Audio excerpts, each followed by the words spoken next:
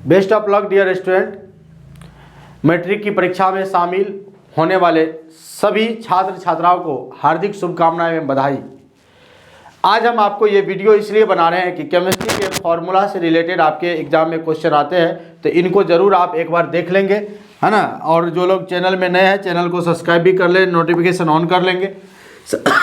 कई बार ऐसा देखा गया है कि आपके एग्जाम में क्वेश्चन आते ही आते हैं। जैसे कि हम अगर बात करें अम्ल की बात करें तो कुछ अम्ल को जान लो। अम्ल में जैसे HCl होगा, HCl का नाम है हाइड्रोक्लोरिक अम्ल। अगर HCl के नाम बोलेंगे तो भैया क्या बोलेंगे? हाइड्रोक्लोरिक अम्ल। HCl क्या है? हाइड्रोक्लोरिक अम्ल है। उसी तरह अगर हम H2SO4 की बात करें भाइयों, H2SO4 का नाम सल्फ्यूरिक अम्ल है। एकदम पूरा फॉर्मूला को इसको MTR करके जाओ, सल्फ्यूरिक अम्ल है। अगर इस फॉर्मूला को आप MTR नहीं करोगे, MTR का फुल फॉर्म होता है मारो टोटल रट्टा। क्या पता एग्जाम में ये सब क्वेश्चन आ जाए और आपसे नहीं बने, गड़बड़ हो जाएगा। HNO3 रहेगा तो दोस्तों इसका नाम हो जाएगा नाइट्रिक अम्ल। क्या हो जाएगा भाई? नाइट्रिक अम्ल। उसी तरह अगर आपका HCOOH रहेगा, इसका नाम है फॉर्मिक अम्ल। फॉर्मिक अम्ल है और ये लाल चींटी के डंक में पाया जाता है। उसी तरह आपका CH3COOH रहेगा, इसका नाम है दोस्तों एसिटिक अम्ल।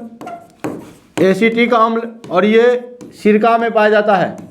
एसिटिक अम्ल कहाँ पाया जाता है? सिरका में। एक बार मैं फिर से रिवीजन करा दूं, हाइड्रोक्लोरिक अम्ल, सल्फ्यूरिक अम्ल, नाइट्रिक अम्ल, फॉर्मिक अम्ल और ये क्या है? एसिटिक अम्ल। ये फॉर्म एसिड का है।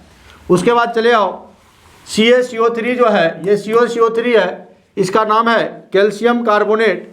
इसका नाम है कैल्शियम कार्बोनेट या इसको चूना पत्थर भी बोलते हैं। आप इसको चूना पत्थर भी बोल सकते हैं, कैल्शियम कार्बोनेट भी बोल सकते हैं, या इसको आप संगमरमर भी बोल सकते हैं। संगमरमर, संगमरमर इसका नाम है। उसी तरह CaOH का हॉल2 कैल्शियम हाइड्रोक्साइड नाम है। इसी को हम लोग बुझा हुआ चूना के नाम से जानते हैं। बुझा हुआ चूना, बुझा हुआ चूना। उसी तरह CaO है, इसको कली चूना के नाम से जानते हैं, कली चूना। CaO का क्या नाम बोलेंगे दोस्तों? कली चूना।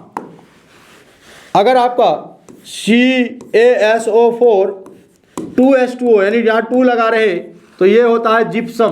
क्या होता है भैया? ये होता है जिप्सम का फॉर्मूला। CaSO4 2H2O अगर यहाँ लगा रहेगा तो ये क्या होगा? जिप्सम का फॉर्मूला होगा।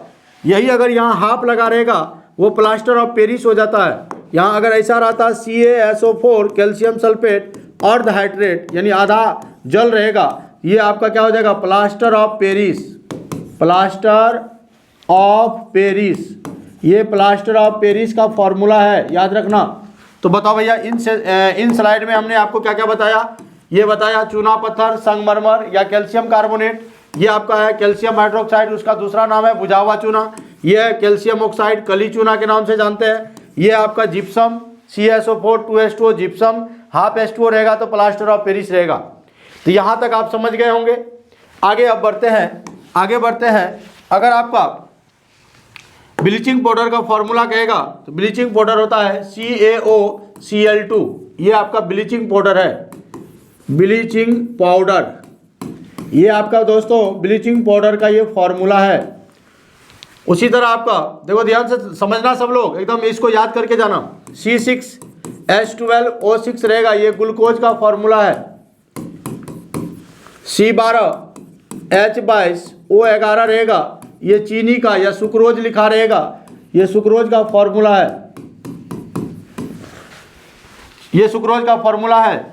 अगर आपको ध्यान से सुनिएगा सभी लोग, अगर pH स्केल से रिलेटेड क्वेश्चन आए, pH स्केल से रिलेटेड क्वेश्चन आएगा, इतना फॉर्मूला को देखने के बाद pH स्केल से अगर क्वेश्चन आए तो pH स्केल याद रखिएगा सोरेनसन ने खोज किया था। किसने? सोरेनसन नाम का वैज्ञानिक ने खोज किया था। कब किया था भाई? 1909 ईस्वी में। कब किया था? 1909 ईस्वी में खोज किया था। और ये pH स्केल क्या कहता है? विलयन की सांद्रता को मापता है।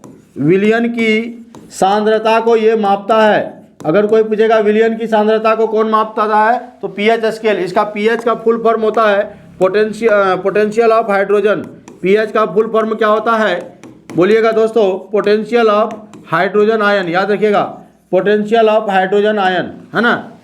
तो ये सब चीज़ है। उसके बाद अगर अम्लीय विलयन हो, क्षारीय विलयन हो या उदासीन विलयन हो, तो याद रखना अम्लीय विलयन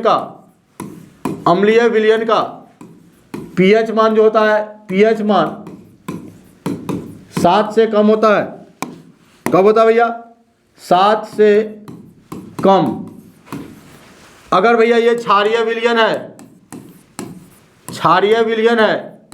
तो क्षारीय विलयन का पीएच मान जो होगा 7 से अधिक होगा, 7 से अधिक होगा। और अगर कोई उदासीन विलयन है तो उदासीन विलयन का पीएच मान 7 के बराबर होगा, 7 के बराबर होगा।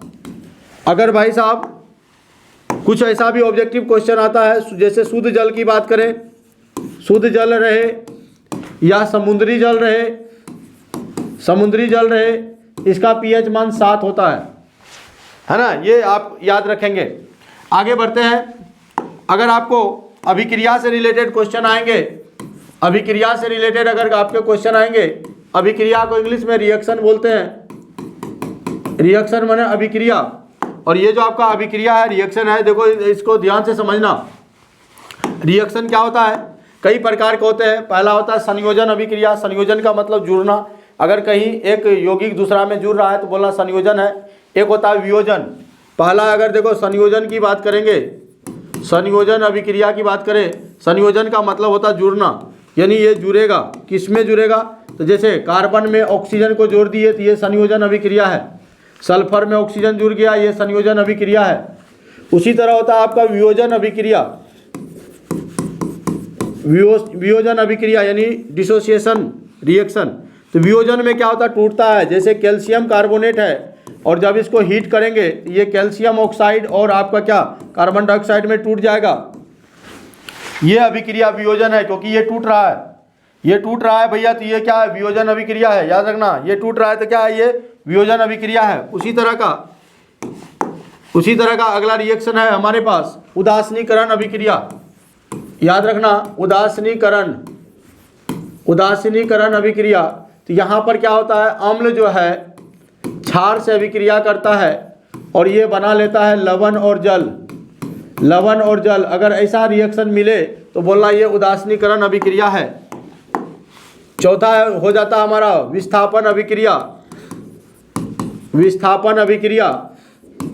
और अगर आपको विस्थापन अभिक्रिया से रिलेटेड यानी डिस्प्लेसमेंट रिएक्शन है, यहाँ पर जैसे मान लो Fe है और प्लस CuSO4 है, कॉपर सल्फेट है, जब ये अभिक्रिया करेगा तो ये क्या बनाएगा? ये बनाएगा FeSO4 और प्लस कॉपर। यहाँ पर क्या होगा कि ये देखो Fe जो है अधिक क्रियाशील होता है, ये कॉपर को क्या करेगा? डिस्प्लेस कर देगा, हटा देगा, विस्थापित कर देगा। तो ऐसी अभिक्रिया को हम लोग विस्थापन अभिक्रिया कहते हैं। तो ऐसा क्वेश्चन आपके एग्जाम में आ सकता है। अगर आपको कार्बन और उसके यौगिक से अगर क्वेश्चन आएगा तो फॉर्मूला याद रखना एल्केन का और अल्काइन का।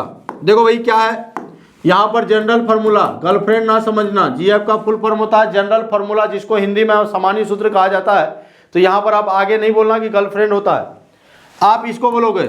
मान लो थोड़ा देर के लिए ट्रिक के लिए गर्लफ्रेंड समझना, तो आप अपनी गर्लफ्रेंड से बोल रहे हो कह दो ना, क्या कह दो ना?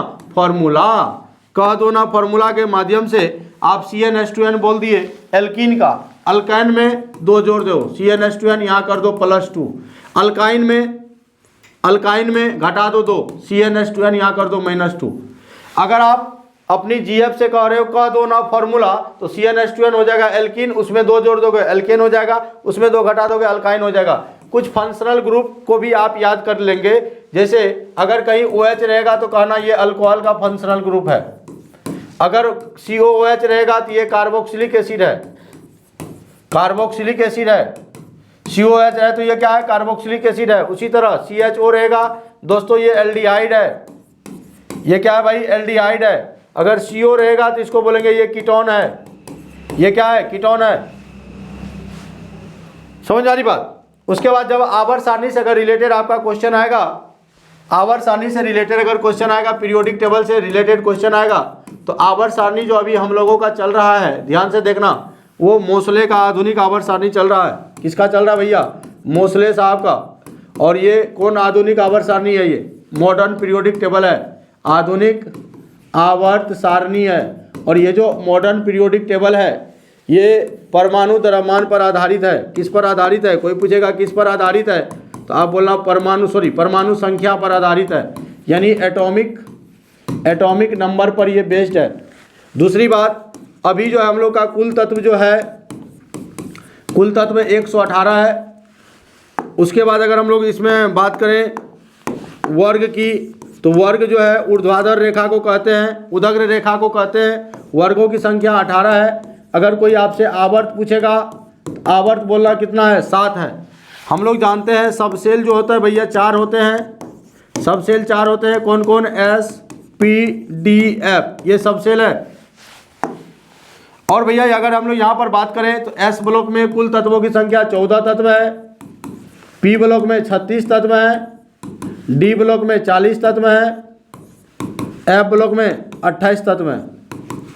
ये आप इनको आप याद रखेंगे। कुछ ऐसा भी क्वेश्चन आ सकता है, वर्ग 1 को किस नाम से जानते हैं, वर्ग 1 को क्षारीय धातु के नाम से जानते हैं,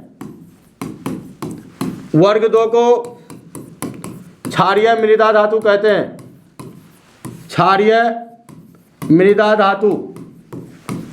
वर्ग 17 से आएगा, वर्ग 17 को हेलोजन कहते हैं दोस्तों, हेलोजन कहते हैं।